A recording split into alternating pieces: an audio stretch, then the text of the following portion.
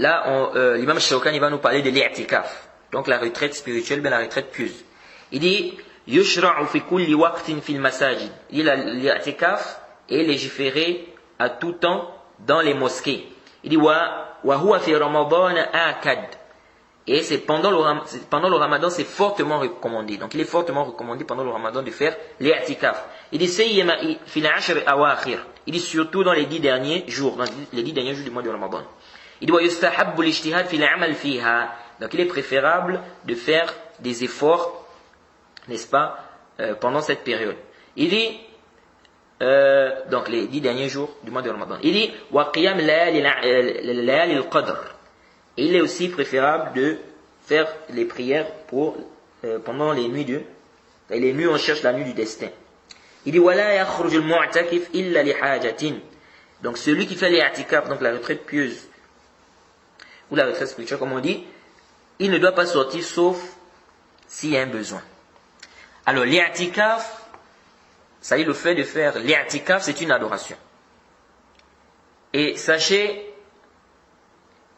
que l'i'tikaf n'est pas obligatoire. Sauf que les savants divergent. Où est-ce qu'on fait l'i'tikaf? Certains ont dit dans des mosquées on fait Jumu'ah. D'autres ont dit dans des mosquées on fait les 5 prières, même si on ne fait pas Jumu'ah là-bas. D'autres ont dit on ne fait l'i'tikaf que dans 3 mosquées. Et ça c'est l'avis qui est juste pour l'autre a'lam. L'i'tikaf ne se fait que dans 3 mosquées. Et ça c'est l'avis du Cheikh Al-Albani, c'est l'avis de Huzaifa parmi les compagnons. On ne fait l'i'tikaf que dans 3 mosquées. C'est venu dans les Sunan Bayhaqi. C'est venu dans le Musnad d'Abdur Razzaq. C'est venu dans le Sunan de Saïd ibn Mansour. Saïd ibn Mansour. Al-Faqihi fi Akhbar Makkah. L'imam Zahabi fi Sir A'lam al-Nubala. D'après Sufyan ibn Uyayna, d'après Jami' ibn Abi Rashid, d'après Wa'il, d'après Huzaifa, il a dit à Ibn Mas'ud, قوم عكوف بين دارك ودار أبي موسى ولا تغير وقد قال رسول الله صلى الله عليه وسلم لا اعتكاف إلا في مساجد الثلاث مسجد الحرام مسجد الأقصى ومسجد هذا. Il a dit لعلهم حفظوا ونسيت وأصابوا وأخطأت قال بل لا اعتكاف إلا في مساجد الثلاث. Alors Huzaifa a trouvé des gens en train de faire les i'tikaf entre la maison d'Ibn Mas'ud et Abu Musa al-Ash'ari. Donc ça c'était à Koufa, donc la mosquée de Koufa, qui était entre la maison d'Ibn Mas'ud et d'Abu Musa al-Ash'ari. Il a dit, il est venu voir Ibn Mas'ud, il a dit les gens sont en train de faire les i'tikaf entre ta maison et la maison d'Abu Musa al-Ash'ari, et tu ne réprimandes pas cela, tu ne changes pas cela. Il a dit, alors que le prophète Mohammed sallallahu alayhi wa sallam a dit, il n'y a pas d'i'tikaf sauf dans 3 mosquées. La mosquée de la Mecque, donc la mosquée du Haram, la mosquée de la Mecque, la mosquée de Jérusalem et la mosquée du prophète, donc celle de Médine. Ibn Mas'ud a dit peut-être, ils ont mémorisé, tu as oublié, tu t'es trompé. Il a dit non, l'i'tikaf illa fi masajid thalatha. Il n'y a pas d'i'tikaf sauf dans 3 mosquées. Alors ce hadith, c'est un hadith qui est clair. Huzaifa nous fait comprendre dans ce hadith que le prophète a dit qu'il n'y a pas d'i'tikaf sauf dans 3 mosquées. Et il a insisté. Quand Ibn Mas'ud a dit, peut-être tu as oublié, il a dit non, l'i'tikaf illa fi masajid thalatha. Il n'y a pas d'i'tikaf sauf dans 3 mosquées. Il a dit, il n'y a pas d'i'tikaf sauf dans 3 mosquées. Ce hadith, c'est un hadith qui est clair. Ce hadith nous montre clairement qu'il n'y a pas de retraite spirituelle à faire, ou bien de retraite pieuse, sauf dans 3 mosquées. Tu veux faire l'i'tikaf, va à la Mecque, ou bien à Jérusalem, ou bien à la mosquée du prophète Mohammed sallallahu alayhi wa sallam. Les autres mosquées là, il n'y a pas d'i'tikaf à faire là-bas. Ça c'est la vie qui est juste. Certains vont dire, mais là c'est compliqué, parce qu'il y a des gens qui veulent faire ça, c'est une adoration. On dit lorsque tu veux faire le pèlerinage, tu vas où? C'est pas tu vas à la Mecque. Donc il y a des adorations qui sont spécifiques à des endroits. Donc celui qui veut faire le pèlerinage, on dit va faire le pèlerinage à la Mecque. Il va pas dire non, mais comme c'est une adoration, il y a beaucoup de mérites, il y a beaucoup de récompenses, donc je peux faire ça chez moi. On dit non, mon frère. Tu veux faire le pèlerinage, c'est à la Mecque où ça se fait. Donc l'i'tikaf, tu veux faire ça, va à la Mecque, ou bien à Jérusalem, ou bien la mosquée du prophète Mohammed sallallahu alayhi wa sallam. Si tu n'as pas les capacités, Allah n'impose pas une âme, c'est que au-dessus de ses capacités. Khalas. Jaïd. Certains ont dit le hadith est da'if. Pourquoi? Ils disent parce que les rapporteurs ont divergé sur Sufyan ibn Uyayna. Certains ont rapporté ça mawqouf, d'autres ont rapporté ça marfou'. Et certains ont rapporté ça, que c'est la parole de Huzaifa, d'autres ont dit que c'est la parole du prophète. Ceux qui ont rapporté ça mawqouf, c'est Sa'id ibn Abdurrahman, Abdurrazzaq, ibn Abi Umar. وهذا ليس بالصحيح. هذا خطأ. C'est-à-dire rendre le hadith là da'if. Parce que ceux-là ont rapporté ça mawqouf, c'est khata. Lèche. Parce que lorsque les rapporteurs divergent, certains rapportent le hadith mawqoufan, c'est-à-dire jusqu'aux compagnons, disent que c'est sa parole. D'autres rapportent jusqu'au prophète. Comment on va dire que le hadith, ceux qui ont rapporté le hadith marfou'an, c'est da'if? Parce qu'il y a d'autres qui ont rapporté ça mawqouf. Là, c'est pas comme ça. On doit regarder les qara'in. On doit regarder les indices. On doit regarder les gens qui rapportent. Si par exemple ceux qui ont rapporté ça marfou'an, c'est-à-dire ceux qui ont rapporté ça jusqu'au prophète, sont en plus grande quantité, sont plus dignes de confiance, on prend leur parole par rapport à ceux qui ont rapporté ça mawqouf. Donc on doit regarder les rapporteurs, ceux qui rapportent au niveau de Dabt, au niveau de, si c'est des thiqat, etc. On doit regarder tout ça. On doit regarder le nombre aussi. Alors quand on regarde, on voit que ceux qui ont rapporté ça marfou'an, il y a des professeurs de l'imam al-Bukhari dedans, des thiqat. Il y a Mohammed ibn Faraj, il y a Mahmoud ibn Adam al-Marwazi, Hisham ibn Ammar, Saïd ibn Mansour. Ceux-là, les quatre là rapportent le hadith jusqu'au prophète. Et c'est des professeurs de l'imam al-Bukhari, tels que Hisham ibn Ammar, Mahmoud ibn Adam al-Marwazi. Comment on va venir dire que ceux qui ont rapporté ça mawqoufan, c'est leur version qu'on fait précéder? Donc ici on voit bien que ce hadith, où les gens qui ont rapporté la version marfou'an, sont, n'est-ce pas, des rapporteurs dignes de confiance.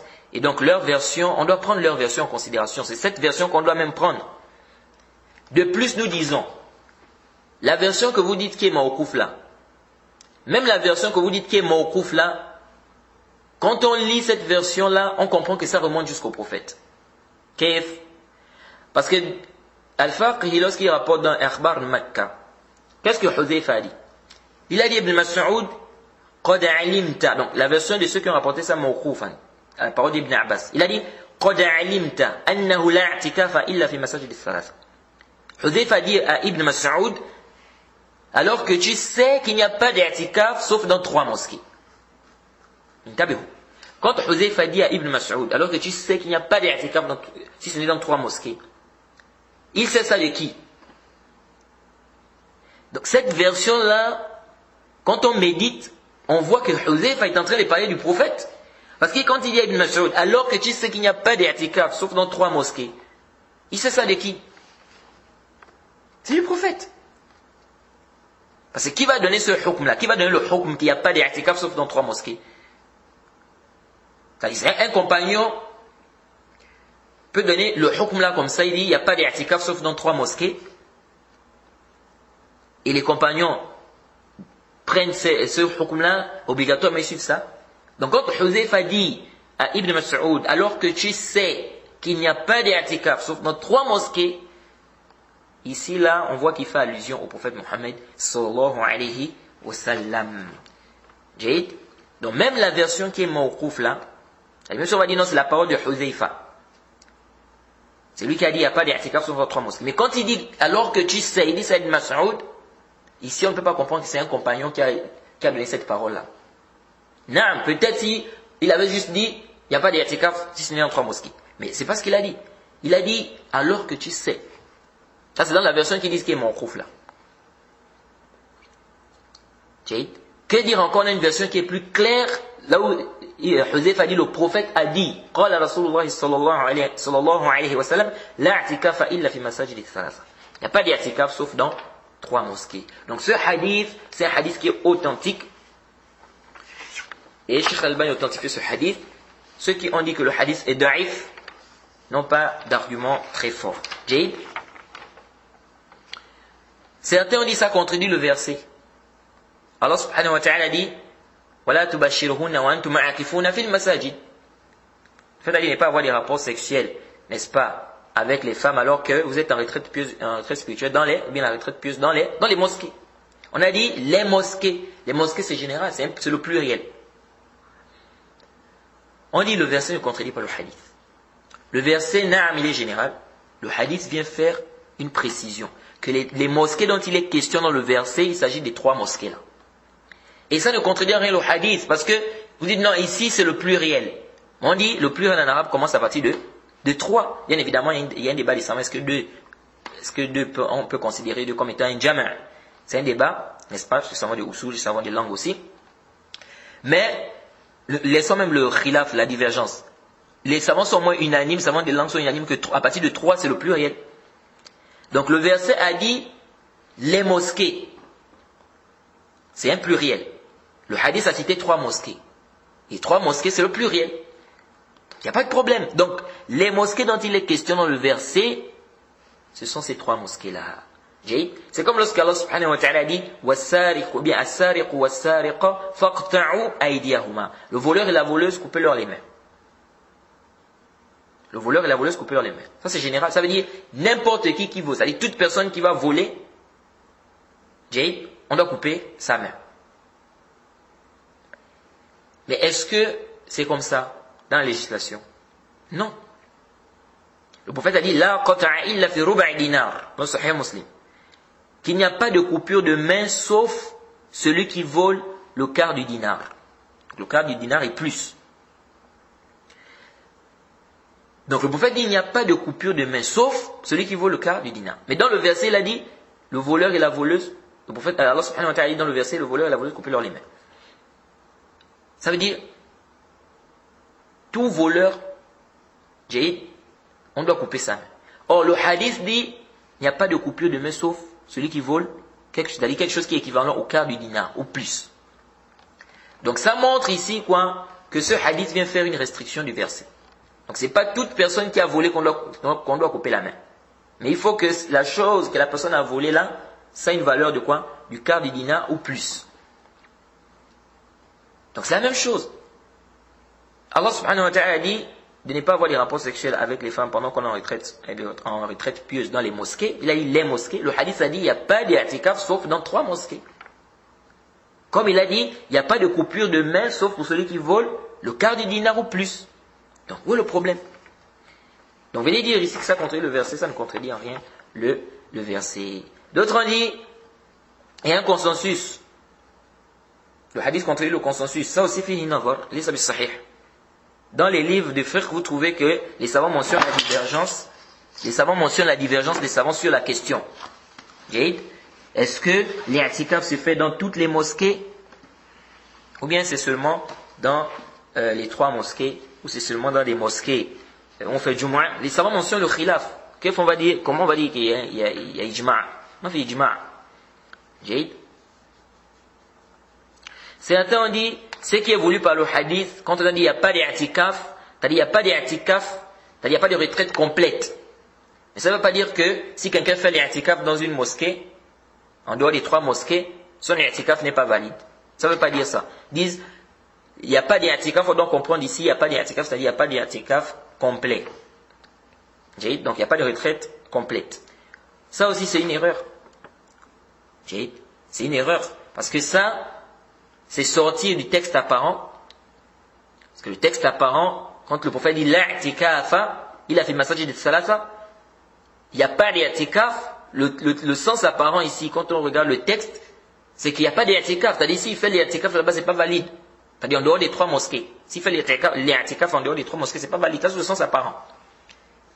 Donc dire que le sens qui est voulu ici, c'est-à-dire il n'y a pas de retraite complète, haza fihi nazar. Déjà, 1, ça contredit le sens apparent.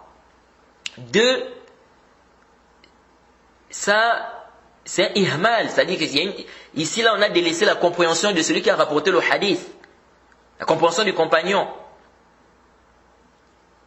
Parce que le compagnon qui a rapporté le hadith, Huzayfa n'a pas compris du hadith que le sens du hadith, c'est-à-dire, il n'y a pas d'i'tikaf complète, c'est-à-dire il n'y a pas de retraite complète. Il n'a pas compris ça, parce que s'il avait compris ça, il ne devait pas réprimander ceux-là qui ont fait l'i'tikaf. Il ne devait même pas dire Ibn Mas'ud de réprimander ceux qui font l'i'tikaf là. Il devait déjà comprendre que leur i'tikaf est valide, sauf que c'est pas, c'est-à-dire leur retraite n'est pas complète. Quand il réprimande, ça veut dire qu'il n'a pas compris la parole du prophète, l'i'tikaf, ici le sens est, il n'y a pas de retraite complète. De plus, nous disons le la nafiya, quand ça rentre dans les asma, dans les noms, ça infirme la chose. On ne doit pas dire ici non, ça infirme la chose mais de manière partielle. Là, pourquoi le Cheikh al-Islam Ibn Taymiyyah a dit le la nafiya, quand ça rentre dans les asma, ça infirme la chose. Comme le prophète a dit la salata, liman lam yaqra bi fatihatil kitab, il n'y a pas de prière pour celui qui ne lit pas la fatiha. Ici on va dire non, il n'y a pas de prière, il n'y a pas de prière complète. Là, il n'y a pas de prière, c'est-à-dire que sa prière n'est pas valide.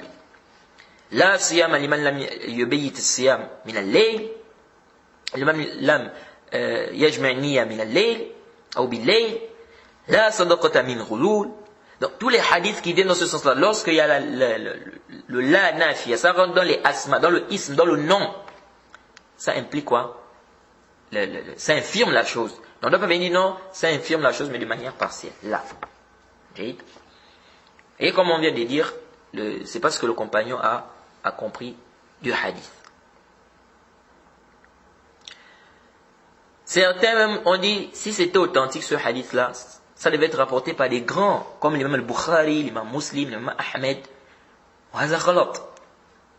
Et ça c'est une façon de... C'est comme si la personne qui dit une parole pareille, c'est-à-dire celui qui vient qui dit, si le hadith est authentique, ça devait être rapporté par des grands comme l'imam al-Bukhari, l'imam Muslim, l'imam Ahmed. Tu veux dire quoi par cette parole? Tu veux dire que les autres savants qui ont rapporté ça ne sont pas des grands savants? Donc tu veux quoi? Tu veux rabaisser ces savants-là? Ceux qui ont rapporté ça, c'est des grands savants, des huffaz, des professeurs même de l'imam Bukhari, Muslim, Mohamed ibn Adam al-Marwazi, Hisham ibn Ammar, Saïd. Et ça qui est rapporté par des grands savants. Zahabi, Bayhaqi. C'est des savants des hadiths. Ça, c'est pas un dalil. C'est pas un dalil. Et puis, l'imam al-Bukhari ou bien l'imam Muslim, ils ont dit qu'ils vont rapporter tous les hadiths authentiques. L'imam al-Bukhari a authentifié des hadiths qu'il n'a pas rapporté dans son sahih. Pourtant, il a authentifié ça. Ça veut dire qu'il n'a pas dit qu'il regroupait tous les hadiths authentiques. Ni l'imam Muslim. C'est pourquoi l'imam Muslim, dans son sahih, quelque part, il a dit Laysa kullu hadithin sahih wa da'tuhu hahuna. C'est pas tout hadith authentique que j'ai mis ici. Et l'imam al-Bukhari, il y a des hadiths, le hadith par exemple d'Abu Huraira sur l'eau. Ce hadith est authentifié par l'imam al-Bukhari, mais il n'a pas rapporté ça dans son sahih. Tu trouves des hadiths que l'imam al-Bukhari authentifie qui ne sont pas dans son sahih. Donc ça prouve aisément qu'il n'a pas dit qu'il rapporte tous les hadiths authentiques. Donc intabihu li hadha. Donc as-sahih al-rajih wa ta'ala a'lam, c'est que l'i'tikaf ne se fait que dans les trois mosquées qu'on a citées. Jade. Bien évidemment, c'est une divergence. Il y a des savants qui voient que l'i'tikaf, c'est dans toutes, on peut faire ça dans toutes les mosquées. Jade. Nous ne sommes pas de cet avis et on a rappelé nos arguments. Wallahu ta'ala a'lam. Jade.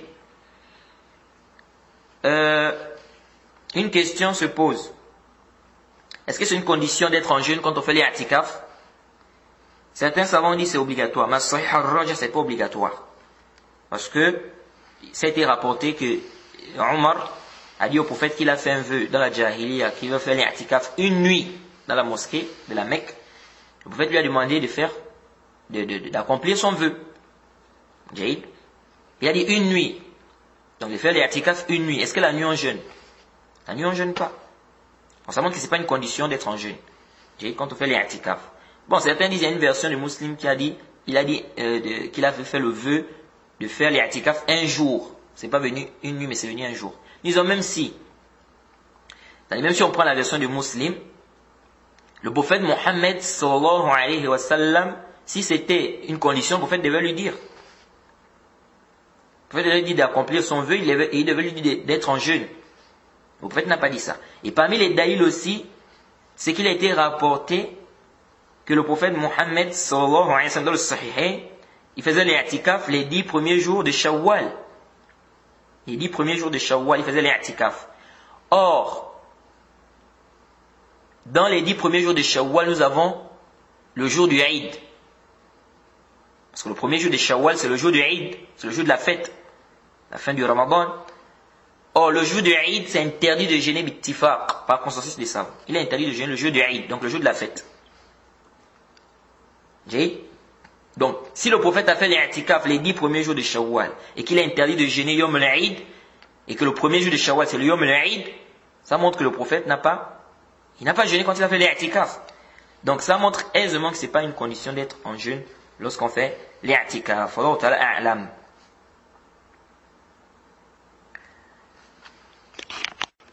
Quelqu'un qui fait l'i'tikaf, est-ce qu'il peut sortir pour aller visiter le malade ou bien pour comment on appelle ça, transporter le cortège funèbre et tout ça? As-sahih là.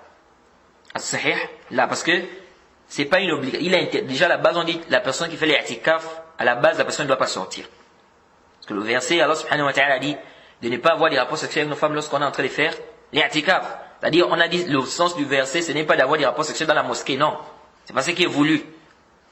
Ce qui est voulu ici, c'est que quand tu fais l'i'tikaf, tu ne dois pas sortir pour aller encore avoir des rapports sexuels avec ta femme. Donc, à la base, la personne qui fait l'i'tikaf, la personne ne doit pas sortir. Sauf si vraiment il y a un besoin. Comme, comment on appelle, aller aux toilettes, ou bien la personne veut manger, et il y a personne qui peut, par exemple, lui apporter de la nourriture, la personne sort pour acheter de la nourriture, revenir, il n'y a pas de mal. Mais sortir comme ça, dire que non, tu vas aller visiter un malade, ou bien tu vas aller transporter le cortège funèbre, on dit non. Parce que ça, c'est fard de kifaï. C'est-à-dire, c'est une obligation collective. S'il y a des musulmans qui ont fait ça, ça suffit. Donc ici, il n'y a pas une darura ici. Alors, celui qui a des rapports sexuels lorsqu'il fait l'i'tikaf, les savants disent son i'tikaf est bord, et ça s'annule.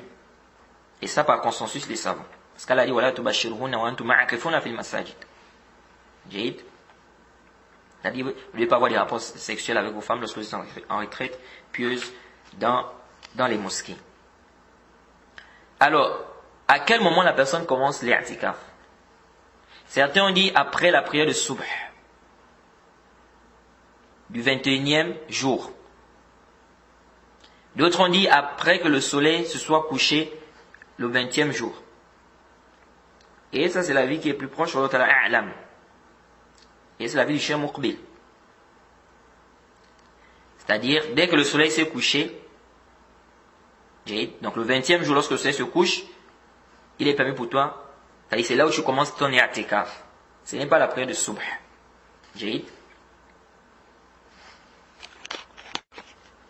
Pourquoi on dit c'est ça? Que c'est as-sahih, c'est quand c'est après le coucher du soleil. Parce qu'on a dit de faire l'i'tikaf les 10 premiers jours.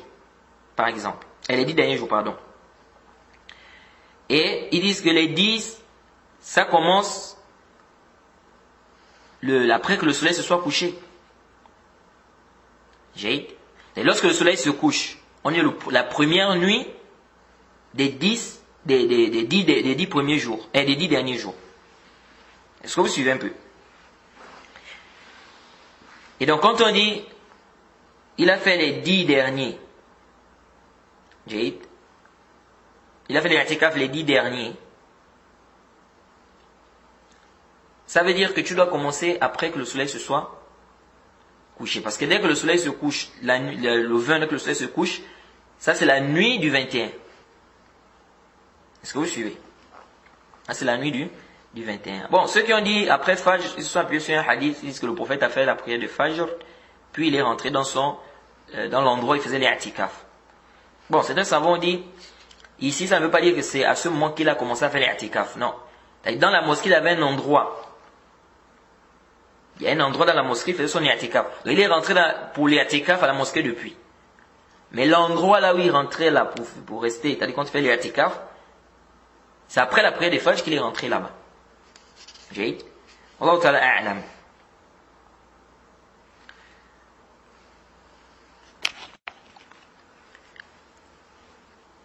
Alors, voilà un peu ce qu'il faut retenir par rapport à l'i'tikaf.